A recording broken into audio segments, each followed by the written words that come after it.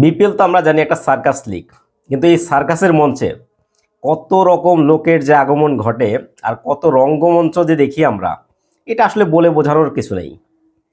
নতুন এক ফাটা কেষ্টকে দেখলাম, ফাহিম আল ইসলাম নাম। তাকে কেউই হয়তো চেনেন না, সিরিয়াসলি বলছি কেউই চেনেন না, কিন্তু তার কাছে নাকি এই বিপিএলের গোনার টাইম নাই, তার চিন্তায় আইপিএল। আবার সেই ব্যক্তি সিলেট টাইটান্সের উপদেষ্টা, তার সুবাদে মঈন আলীকে তিনি দলে ভিড়িয়েছেন এবং এমনও একটা ঘোষণা দিয়েছেন এই হিরো আলম, তিনি আসলেই ক্রিকেটের একজন হিরো আলম।